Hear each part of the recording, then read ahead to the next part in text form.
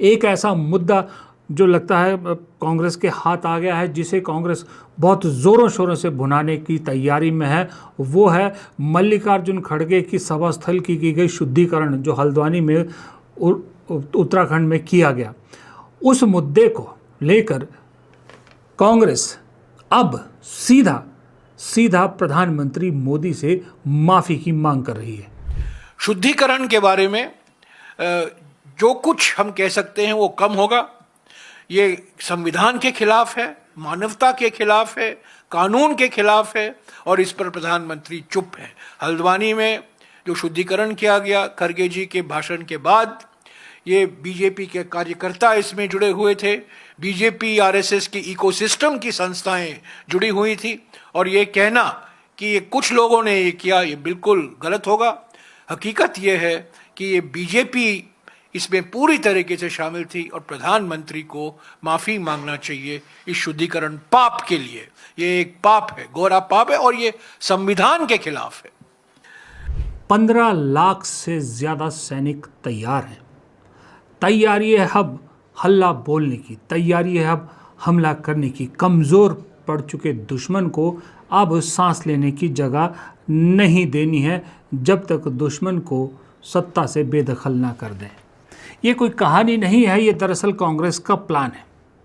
जी हाँ, कल Congress working committee की जो बैठक हुई, उसमें 3-4 चीज़ों को लेकर कांग्रेस ने बहुत बड़े फैसले लिए हैं, और इन फैसलों को अगर कांग्रेस जिस तरह से कह रही है वैसे इम्प्लीमेंट करती है तो आप यकीन मानिए मोदी सरकार के लिए चिंता की बात है। क्योंकि 4 मेजर मुद्दे CWC में, जैसा उन्होंने कहा, कि क्लियरली तय किए गए हैं। पहला, जो शिक्षा को पेपर लीक का मामला है, उसे किसी भी हाल में नहीं छोड़ा जाएगा। यानी राहुल गांधी युवाओं के साथ जुड़े रहेंगे, और जो उनका छात्रों की गूंज प्रोग्राम है वो अलग अलग फॉर्मेट में 800 के करीब शहरों में आयोजित किया जाएगा, जिसमें बहुत सारे शहरों पर राहुल गांधी खुद भी जाएंगे।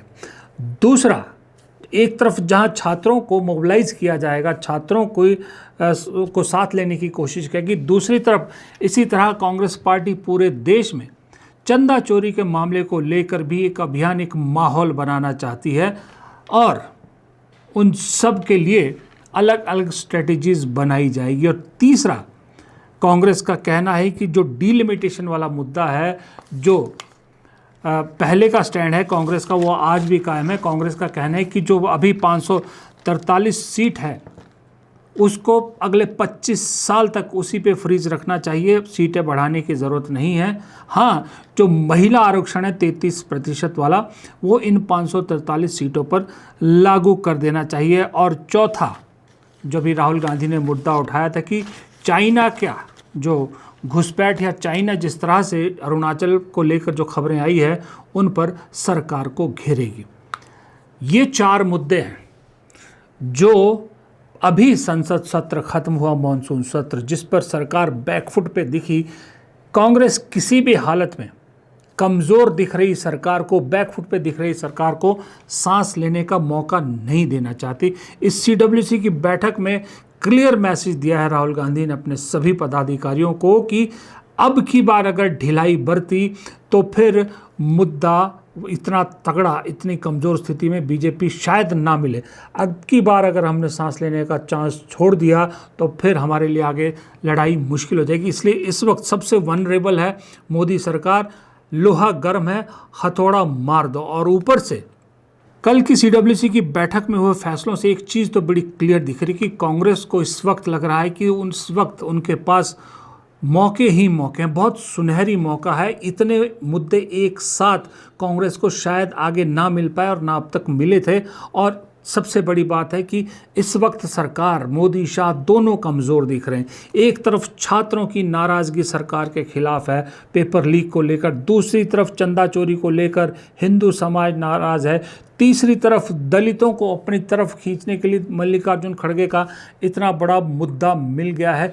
ये सारे मुद्दे मिला के अगर कांग्रेस पार्टी स्ट्रेटेजिकली इस चीज़ को अलग अलग प्लेटफॉर्म पे अलग अलग तरीके से पूरे देश में अभियान के रूप में चलाए तो मोबिलाइजेशन आसान हो सकती है और एक हवा कांग्रेस के फेवर में बन सकती है। और इसके लिए जाहिर सी बात है कांग्रेस की सबसे बड़ी कमजोरी होती थी कि कमज़ोर संगठन।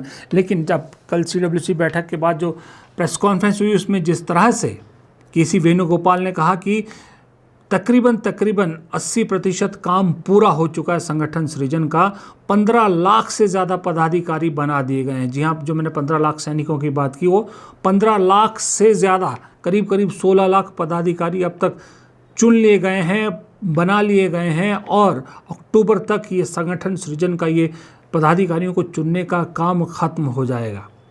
अब अगर पूरे देश में 15-16 लाख पदाधिकारी हैं, संगठन अगर आपने जिला अध्यक्ष से लेकर BLA 2 तक उन्होंने पूरा आंकड़ा दिया है कि कितने चुन लिए गए हैं, कितने बना लिए गए हैं, नियुक्तियां हो गई है, तो फिर ये मुद्दे उसी भरोसे कांग्रेस पूरे देश में पहुंचाना चाहती है। अब अगर आप सोचिए, क्योंकि सुबह का समय है, ज़्यादा वक्त आपका नहीं लूँगा, ज़्यादा लंबा वीडियो बहुत लंबा हो जाएगा, ज़्यादा बात नहीं करूँगा, लेकिन इतना तय है कि अगर ये 4 मुद्दे जो मेजर मुद्दे मैंने आपको गिना है, ये चारों मुद्दे अलग अलग प्लेटफॉर्म पे या अलग अलग तरीके से कांग्रेस मोमेंटम बनाने में कामयाब हो जाती है, नैरेटिव बनाने में कामयाब हो जाती है, तो बात बिल्कुल सही है कि 29 तक की ज़रूरत नहीं पड़ेगी, क्योंकि 27 में भूलना नहीं चाहिए हमें 7 बड़े विधानसभा चुनाव है। और अगर ये नैरेटिव कांग्रेस बना पाई और उन 7 विधानसभा चुनाव में खेल कर गई, कुछ कामयाबी हासिल कर ली, तो 29 तो बहुत बाद की बात है, उससे पहले ही बहुत सारा खेल हो जाएगा।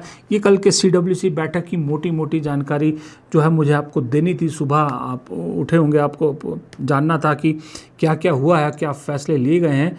ये सारे फैसले आपको मैंने सुनाए, अगर इन फैसलों का सारा डिपेंड अप करता है कि ये फैसले तो हो जाते हैं, कांग्रेस फैसले बहुत बड़े बड़े करती है लेकिन इम्प्लीमेंटेशन नहीं होती है उनकी।